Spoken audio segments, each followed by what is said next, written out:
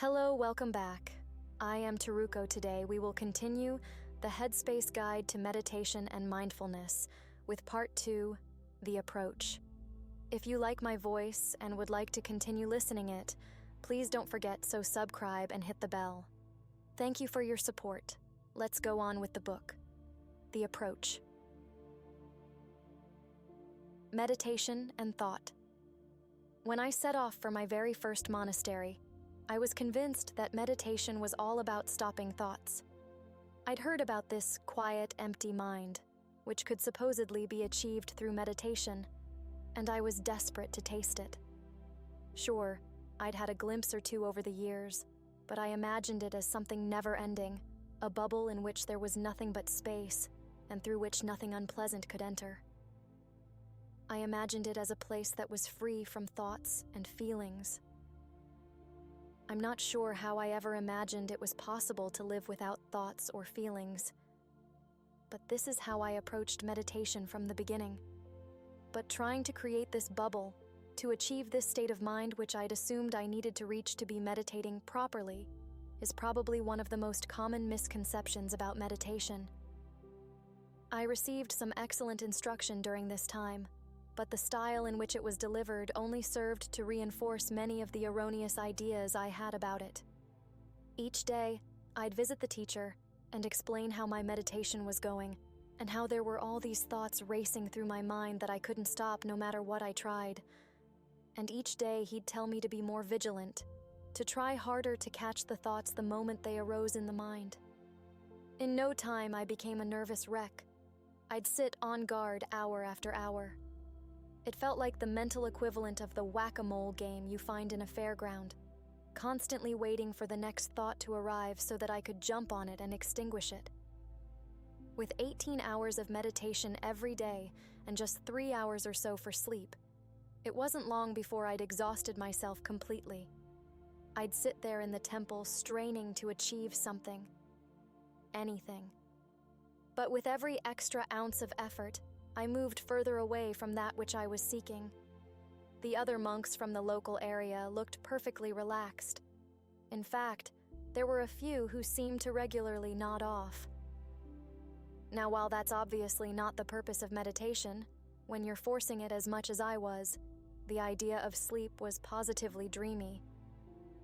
After a little while, my teacher realized that I was putting in too much effort and instructed me to try less. But by this stage, I was putting too much effort into everything, even into trying less. This struggle went on for some time until I was fortunate enough to meet a teacher who seemed to have a natural gift for storytelling, for explaining things in a way I could easily understand. What he said to me came as quite a shock, because his description of meditation was radically different to what I'd imagined. The road. He began by asking me to imagine I was sitting on the side of a very busy road, with a blindfold around my head. Now, he said, maybe you can hear the background noise, the cars whizzing by, but you can't see them because you have your eyes covered, right? I imagined myself sitting on the grass verge of a motorway and nodded in agreement. So, he went on, before you start to meditate, it can feel a bit like this. Because of all the background noise in the mind, all the thoughts, it means that even when you sit down to relax or go to bed at night, it still feels as though this noise continues. Yes? It was hard to argue with this, because it did indeed feel as though there was always a certain amount of background noise or restlessness in my mind, even when I was not consciously aware of the individual thoughts. Now, imagine taking the blindfold off, he continued. For the first time, you see the road, your mind, clearly. You see the cars racing by, the different colors, shapes, and sizes. Maybe sometimes you are attracted by the sound of the cars, at other times more interested in their appearance. But this is what it's like when you first take off the blindfold. He started laughing to himself. You know, he said, sometimes it's at this point that people learning meditation say some very funny things. They start to blame their thoughts and feelings on the meditation. Can you believe it? He asked. asked mockingly. They come and see me and say, I don't know what's happening, where all these thoughts are coming from. I never usually think this much. It must be the meditation making me think all the time. As if the meditation is somehow making their situation worse. His laughter trailed off as he picked up the thread of his explanation. So, the first thing to get straight is that meditation does not make you think. All it does is shine a big bright light on your mind so that you can see it more clearly. This bright light is awareness. You may not like what you see when you switch the light on, but it's a clear and accurate reflection of how your mind behaves on a daily basis. I sat there and considered his words. He was definitely right about one thing. I'd been blaming meditation for the state of my mind ever since I started. I couldn't believe that my mind was really like that all the time. Or at least I didn't want to believe it was.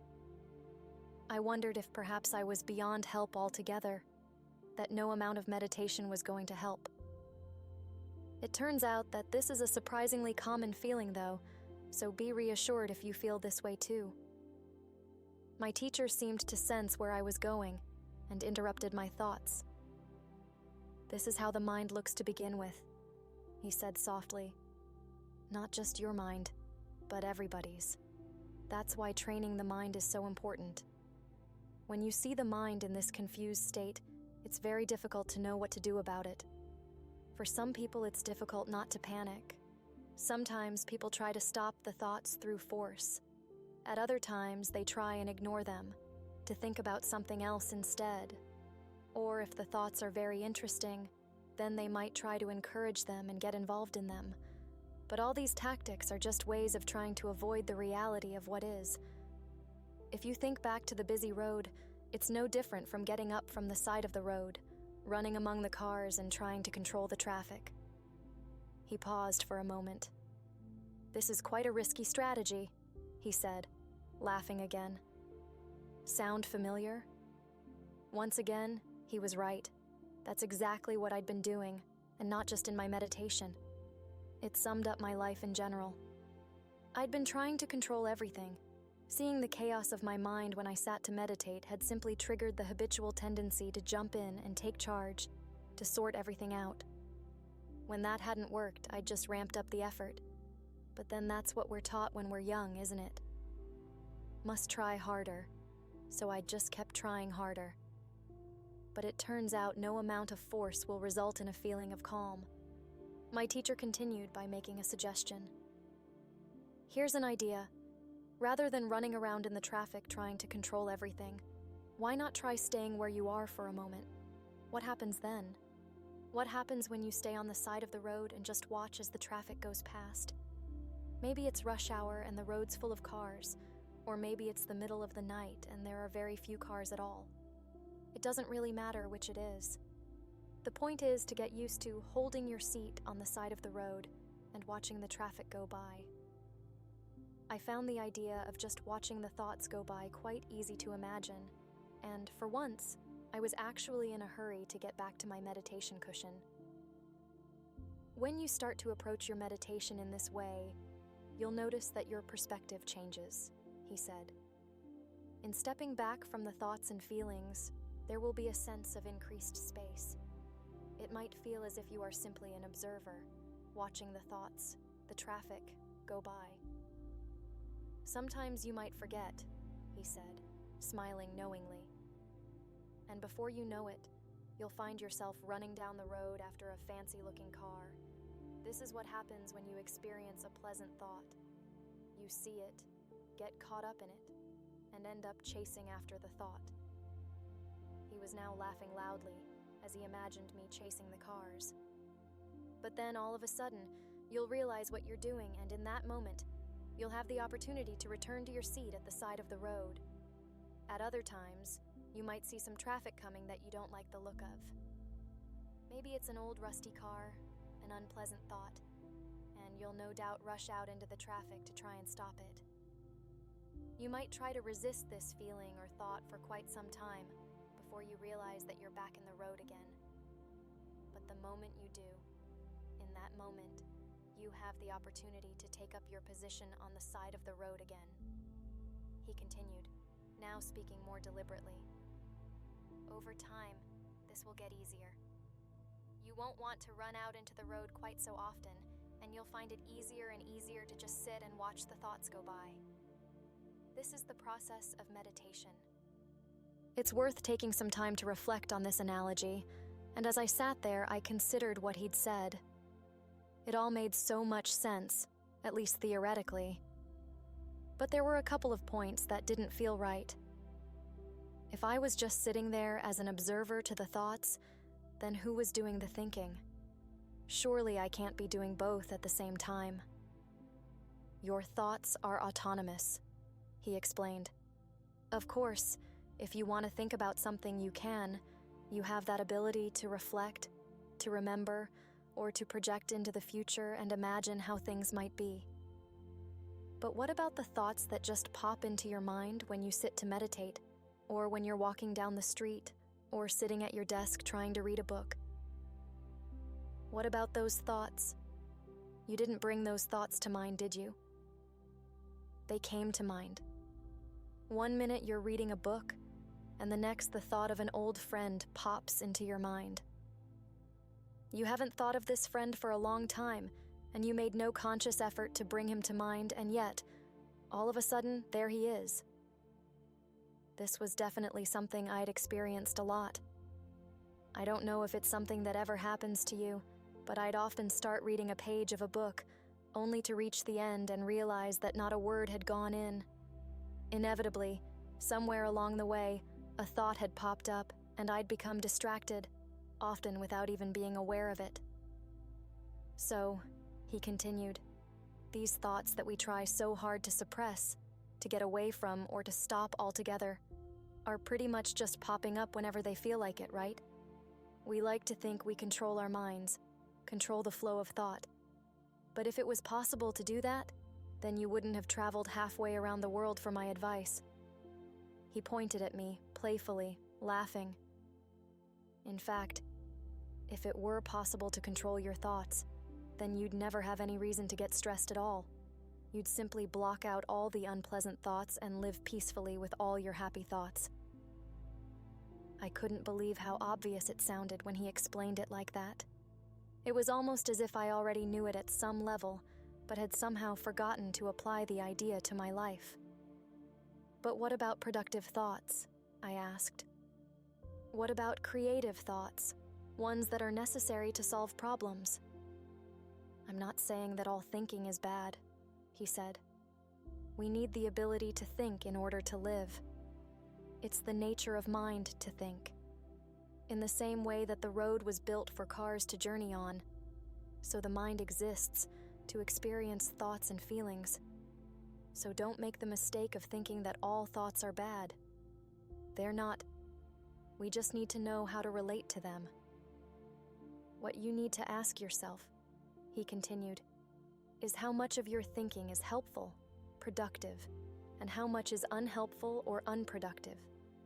Only you know the answer to that. I'm assuming that because you've come all this way to see me, your thinking causes you problems at times, that maybe some of it is not so helpful. There was no arguing with that. A great many of my thoughts fell into the unhelpful and unproductive category. If you're worried about losing these creative thoughts, he gestured somewhat dismissively, then where do you think they come from in the first place? Do those moments of inspiration come from cold, rational thinking, or do they arise from the stillness and the spaciousness of the mind? When the mind is always busy, there's no room for these thoughts to arise, so by training your mind, you'll actually make more space for these creative thoughts to arise. The point is, don't be a slave to your mind. If you want to direct your mind and use it well, then good. But what use is the mind if it's all over the place, with no sense of direction or stability? Having thanked my teacher for his time, I returned to my room to mull over all we'd discussed. Every point seemed to be as important as the next. For me, it was a radically different way of approaching meditation, and I suspect it may well be for you too. But in that one short meeting, I'd learned that meditation, within a mindful context, was not about stopping thoughts and controlling the mind. It was a process of giving up control, of stepping back, learning how to focus the attention in a passive way, while simply resting the mind in its own natural awareness. My teacher had explained how it was a skill, an art, knowing how to step back and how not to get continually sucked into the realm of endless, unproductive, and often stressful thinking. I'd learned how the thoughts were autonomous and how no amount of force could prevent them from arising. Over the next few weeks, I became increasingly enthusiastic about my meditation. This new way of approaching the same technique had been a revelation. It seemed to make a difference the very first time I tried it. Of course, sometimes I'd forget and slip back into my old habits. But slowly, these new ideas started to take root. At times, the mind continued to be very busy, just as my teacher had promised, but on other occasions, it became very, very quiet. It was as if the volume of cars on the road had decreased to such an extent that I could now see the individual cars a lot more clearly. Not only that, but the space between these cars was now longer, wider, bigger. In fact, sometimes there appeared to be no cars at all. And it was then that I finally understood the confusion I'd experienced in learning meditation. Having heard about these moments of no thought or empty space, I'd always assumed that it was something I had to do. As it turns out, though, it is in not doing that those moments arise. It is stepping back and allowing the mind to unwind in its own time and its own way that you will find a genuine sense of headspace, the blue sky. So how do you not do something while engaged in an exercise that is designed to do something? Despite the advice I'd received, this was an idea I still struggled with from time to time. Sure, sitting on the side of the road was fine for a little while, but before long I found myself impatiently waiting for more progress. It's hard to believe that a sense of calm was not enough to satisfy me, but I wanted more. I wanted insight. Because although the thoughts had started to settle down, I was still left with a lot of the usual emotional stuff.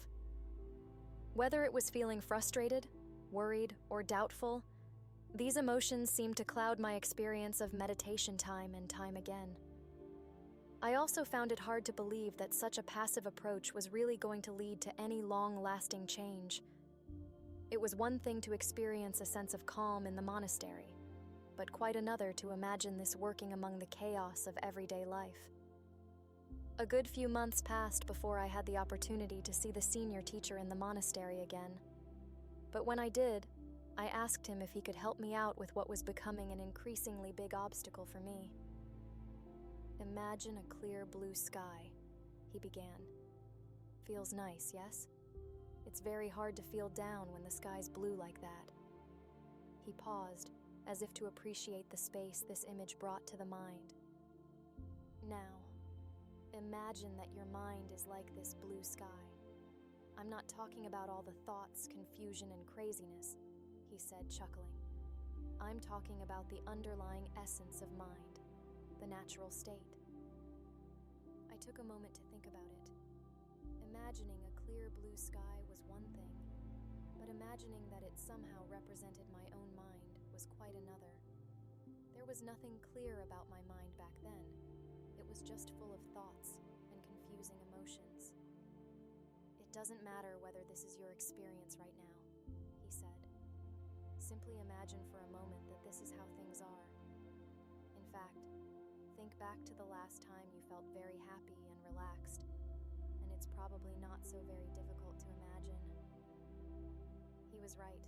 When I thought about a happy time in my life at the same moment, it was actually very easy to imagine. Try it for yourself right now. "Okay," he said. "Now imagine a very cloudy day. No blue sky at all, just big, dark, heavy clouds."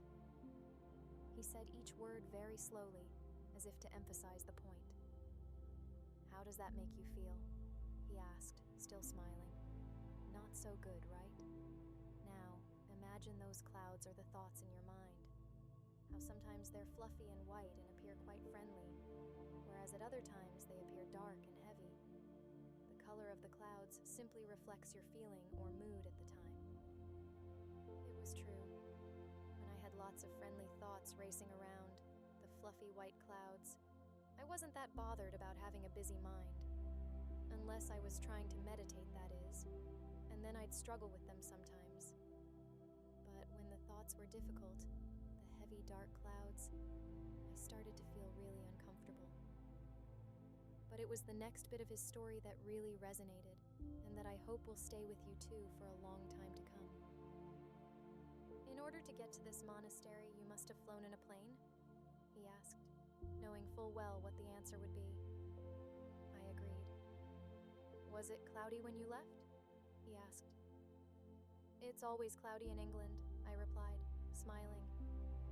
Well then, he said, you'll know that if you get in a plane and fly up through the clouds, there's nothing but blue sky on the other side. Even when it appears as though there's nothing but big, dark, heavy clouds, there's always blue sky there. There was no denying it. I'd flown a lot over the years, and he was right. So, he said, shrugging his shoulders, the sky is always blue. He chuckled to himself, as though everything I ever needed to know was in that one sentence, and in a way it was. I returned to my room and thought about the significance of what I'd heard. As a concept, I got it. The sky is always blue. The clouds are our thoughts, and when the mind is very busy with all these thoughts, the blue sky is temporarily obscured. In my own case, the mind had been so busy with thoughts, and for such a long time, that I'd almost forgotten what blue sky looked like. But it was more than that. It was this idea that the underlying essence of the mind, like the blue sky, is unchanging, no matter how we feel. When we're in a bad mood or feeling rough for some reason, then the cloud is simply more obvious, more distracting. There might be just the one thought in the entire sky, but it seems to demand every last bit of our attention. The reason this lesson was so important for me, and I hope will be for you, was that I'd always assumed I had to somehow create blue sky. I was under the impression that to experience Headspace, I needed to make something happen. The truth is, we don't need to create anything. The blue sky is Headspace, and it's always there. Or rather, here. This changed everything for me. Meditation was no longer about trying to create an artificial state of mind, which I'd imagined Headspace was. Neither was it about trying to keep all the clouds at bay. It was more a case of setting up a deck chair in the garden and watching as the clouds rolled by. Sometimes the blue sky would peek through the clouds, which felt nice. And if I was able to sit there patiently and not get too engrossed in the clouds, then even more of the blue sky would start to appear. It was as if it happened on its own, with no help from me whatsoever. Watching the clouds in this way gave me perspective, a sense of space that I'd not known in my meditation before.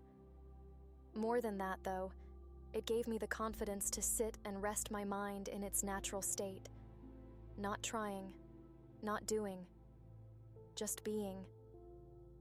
Of course, it's all very well me telling you this, but until you experience it for yourself, it may not sound all that significant. But take a moment to imagine what it would be like to have that kind of freedom and space in your mind. Imagine what it would be like to be unconcerned with the volume or intensity of thoughts in your mind.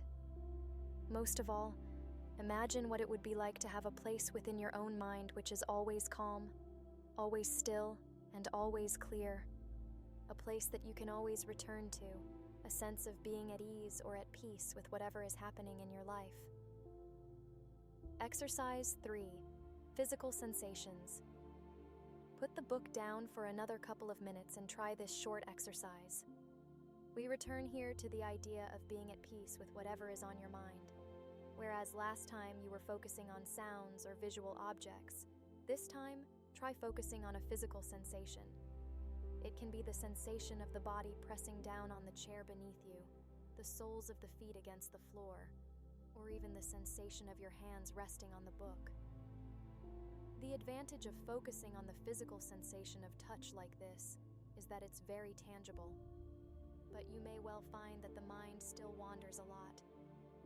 If you do experience a very busy mind or a strong emotion of some kind, remember the idea of the blue sky, the possibility that perhaps underneath all those thoughts and feelings, there might exist a place that is still, spacious, and clear. So each time you realize the mind has wandered off and you've become distracted, just effortlessly move the attention back to the physical sensation